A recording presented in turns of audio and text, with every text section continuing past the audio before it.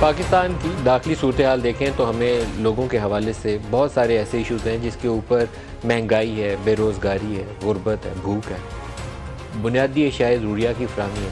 وہ ایسے ایشوز ہیں کہ کرائسس لائک سچویشن ہے کہ ہم پاکستان کے عوام کو اس سے بچا کے کیسے آگے لے کر جائیں گے۔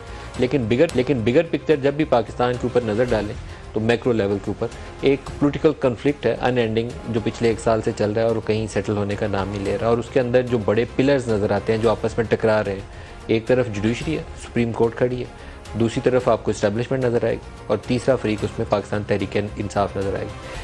اب پی ڈی ایم کو علیحدہ سے فریق کے طور پر میرے خیال میں اس کو ابھی میں کنسیڈر نہیں کروں گا، کیونکہ اس لڑائی کے اندر جو طاقتور رول ہے اس وقت وہ یا جوڈیشری کا مختلف فیصلوں سے 63A کے فیصلوں سے انہوں نے سیاست کا رخ نیا متعین کر دیا، پھر الیکشن والی جو پٹیشن انہوں نے ٹیک اپ کی ہوئی ہے خود نوٹس کے تحت، اس کے بعد ایک نیا کرائسس ہے، ایک طرف سپریم کورٹ بیٹھ جاتی ہے، دوسری طرف پارلیمان بیٹھ جاتی ہے، اور دونوں سینگ پھنسا کے بیٹھ جاتے ہیں کہ طاقتور کون ہے، کس کی ڈومین ہے، کس کی نہیں ہے، اس کے اوپر معاملات شروع ہو جاتے ہیں۔ اور تیسرا سب سے بڑا تگڑا فریق جو ہے جس نے غیر ملکی سازش کا بیانیہ اس سے آغاز کیا، پاکستان تحریک انصاف ہے، پھر اس وقت کے آرمی چیف کو میر جعفر اور میر صادق قرار دیا، پھر جلسے جلوس اور ریلیوں کے اندر جن القابات سے مختلف ملٹری سرونگ آفیشلز کو پکارا، وہ عمران خان نے سیاست میں بھی ایک نئے کہنا چاہیے کہ نئے طریقہ کار کا آغاز کیا۔ ماضی کے اندر بھی مختلف مواقع کے اوپر اسٹیبلشمنٹ کو مختلف ناموں کے ساتھ یا مختلف چیزوں سے، ہیلے بہانوں سے ان کا تذکرہ کیا جاتا رہا۔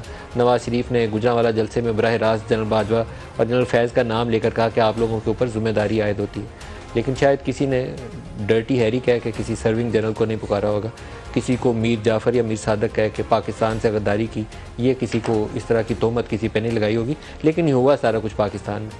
اب ہم یہاں سے پاکستان کو کہاں لے کر جائیں گے، اس کے اوپر بہت بڑا سوالیہ نشان ہے، اور بعض اوقات تو یہ احساس ہوتا ہے کہ پاکستان کے یہ جو سارے بڑے ہیں، سپریم کورٹ کے چیف جسٹس ہوں یا آرمی چیف ہوں یا پی ڈی ایم سے ان کی سینئر قیادت ہو، وزیر اعظم ہو، یا خود عمران خان پاکستان تحریک انصاف کے سربراہ ہوں، ان میں شاید اس چیز کا بھی ادراک کرنے کی صلاحیت ہی نہیں ہے، معذرت کے ساتھ ان سارے لوگوں سے، کہ پاکستان کس بحران سے گزر رہا ہے یا لوگوں کی زندگیوں میں کتنی مشکل ہے، شام کو کسی کے پیٹ میں روٹی گئی ہے کہ نہیں گئی ہے، جو ان کی ذمہ داری ہے ان سارے لوگوں کی۔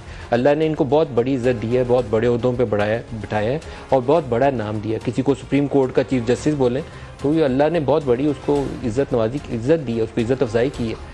اس سے بڑا قاضی کا عہدہ ہے نہیں ہے ملک میں جتنا سپریم کورٹ کے چیف جسٹس کو ملتا ہے۔ مسلح افواج کی سربراہی کسی کو ملتی ہے تو اس سے زیادہ بڑی عزت نہیں ہے۔ مجھے معلوم نہیں ہے یہ ماضی والے ہمارے جو آرمی چیف ہے ایکسٹینشن کے پیچھے کیوں بھاگتے ہیں، 3 سال کا عہدہ اتنی عزت دیتا ہے کہ پاکستانی فوج کا سپہ سالار بہت بڑی عزت ہے، اس کے ایک اشارے کے اوپر سینکڑوں ہزاروں کی تعداد میں نوجوان اپنی زندگیاں قربان کرتے ہیں۔ 9/11 کے واقعات کے بعد دیکھ لیں تو کتنے ہزاروں نوجوانوں نے اسی آرڈر کے تحت جو آرمی چیف دیتا ہے اس کے تحت اپنی زندگیاں نچھاور کرتے ہیں اس وطن کے اوپر، تو اس سے بڑی عزت کیا ہو سکتی ہے؟ ایکسٹینشن ویکشن کی گیموں میں معلوم نہیں کہ کیوں پڑتے ہیں۔ لیکن اب یہ جو ٹسل ہے بٹوین انسٹیٹیوشنز، ایک طرف چیف جسٹس بیٹھا ہو، سپریم کورٹ کو چلانے کی کوشش کر رہا ہو، یا اپنا اختیار منوانے کی کوشش کر رہا ہو، یا اس سے تجاوز کر رہا ہو، تینوں آپشن پاسبل ہیں، اور دوسری طرف اسٹیبلشمنٹ ہو جس کو لگے کہ نہیں یہ چیزیں اوور اسٹیپ کر رہے ہیں۔ اور ماضی قریب کے اندر ایک نیکسس موجود تھا، اور وہ نیکسس کیا تھا؟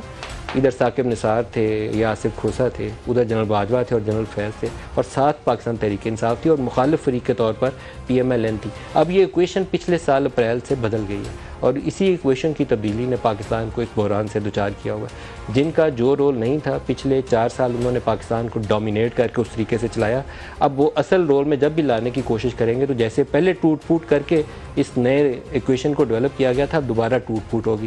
میں بار بار ایک خطرے کا اظہار کرتا ہوں کہ اگر اس کے اوپر کوئی سلجھاؤ والا راستہ نہ اپنایا گیا تو یہ جن لوگوں کا میں نام لے رہا ہوں، یہ جو بڑے ہیں، یہ سارے چہرے ہمیں آگے جاتے نظر نہیں آئیں گے۔ ان میں سے کچھ کو منظر سے ہٹنا پڑے گا، پھر راستہ ملے گا۔ صرف ایک مفاہمت کا راستہ ہے جس کو ابھی تک کوئی ایک بھی فریق مجھے نہیں لگتا کہ خوش دلی کے ساتھ اپنا کر آگے چلنا چاہتا ہے۔ بات چیت کے لیے ابھی بیٹھے ہیں PDM اور PTI والے تو بے دلی سے، کوئی بہت زیادہ اس پہ امیدیں وابستہ نہیں کرنی چاہیے۔ ابھی ٹکراؤ بس یہی نظر آتا ہے، اور اس میں پاکستان کی بہتری نظر نہیں آتی مجھے۔ آج مریم نے تقریریں کی ہیں، اس کے اندر کچھ ایسے سٹیٹمنٹس ہیں جوڈیشری کے حوالے سے، میں سنوا کے اور اس سے ریلیونٹ جو پچھلے 4-5 سال میں پاکستان میں ہوا کچھ چیزیں آپ کو سوال جواب کی صورت میں آپ کے سامنے پیش کرنا چاہوں گا۔ مریم کا پہلا سٹیٹمنٹ جو ہے وہ موجودہ جوڈیشل اسٹیبلشمنٹ کے حوالے سے دکھائے گا۔ نئی جوڈیشل اسٹیبلشمنٹ آ گئی ہے اس کو بچانے کے لیے، کچھ چہرے پرانے ہیں، کچھ نئے چہرے بیچ میں شامل ہو گئے، اور سب کا آپس کا انٹرسٹ ہے۔ یہ ایک ایول نیکسس ہے، جو گینگ ہے جس کا سربراہ سرغنہ عمران خان ہے، اور جس میں طرح طرح کے پاکستان کا کرپٹ ترین جو شخص اٹھا کے دیکھ لو وہ اس گینگ میں شامل ہے، چاہے وہ ثاقب نثار ہو یا وہ جنرل فیض ہو یا وہ جسٹس مظاہر علی نقوی ہو۔ آپ دیکھو کہ اس کا ہر حربہ اس کی سیاست ناکام ہوئی تو بچانے کے لیے وہ 3 ممبر بینچ آ گیا۔ مسائل جو پیدا ہوئے ابھی ریسنٹلی اس کا ذمہ دار وہ کنٹروورشل سو موٹو نوٹس ہے جو جسٹس اعجاز الاحسن اور مظاہر علی نقوی نے لیا۔ ان کو یہ جلدی ہے کہ ان کے ہوتے ہوتے الیکشن ہو جائے ورنہ ہمیں الیکشن جتانے والا کوئی نہیں ہوگا۔ دوسرا وہ سوال کرتی ہیں موجودہ چیف جسٹس سے، دکھائیے گا۔ میں عمر عطا بندیال صاحب سے یہ پوچھتی ہوں، میں 3 ممبر بینچ سے یہ پوچھتی ہوں کہ آپ کس کے لیے کر رہے ہو؟ آپ صرف اس لیے جسٹس مظاہر علی نقوی اور جسٹس اعجاز الاحسن کو آپ کٹہرے میں کھڑا نہیں کرتے کیونکہ آپ کی میجورٹی جو ہے وہ کم ہو جاتی ہے سپریم کورٹ میں؟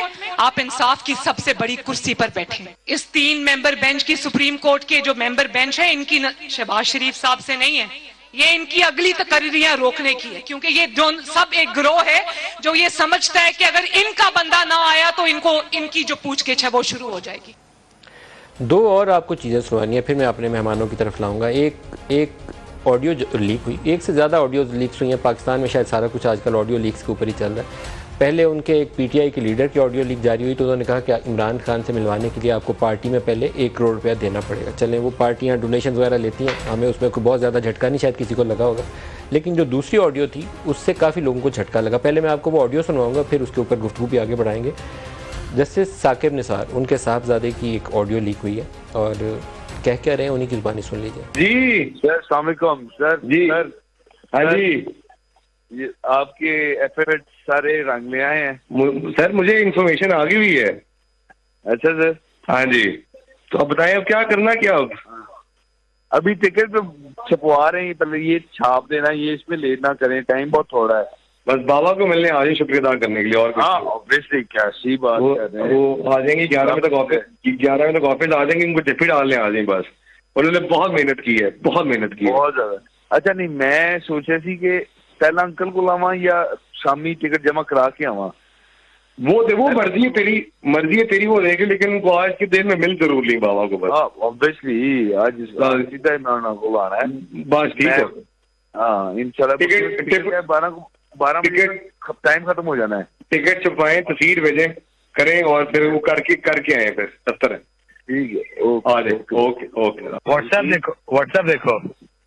ہاں یہ بزرگ نے بھیجی تمہیں؟ یار میں بھی کوئی چیز ہوں، نہیں یہ بزرگ نے بھیجی تمہیں ڈائریکٹ آئی ہے؟ مجھے ڈائریکٹ بھی آ سکتی ہے، ضروری تو نہیں ابوذر ہی بھیجا ہے چیز۔ میں اس کے اوپر سے آؤں؟ آنا تو آ جاؤ، ویسے تو مجھے سے ہی نہیں بھیجی ہے۔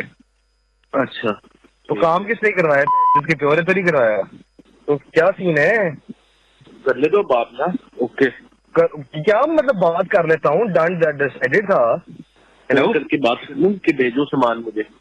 بے سامان بھیجو نہیں، 1.20 سے نیچے نہ لینا، تو میں ٹانگیں توڑ دوں گا۔ اتنا ایشو کوئی نہیں، 1.20 سے نیچے نہ لینا اس سے۔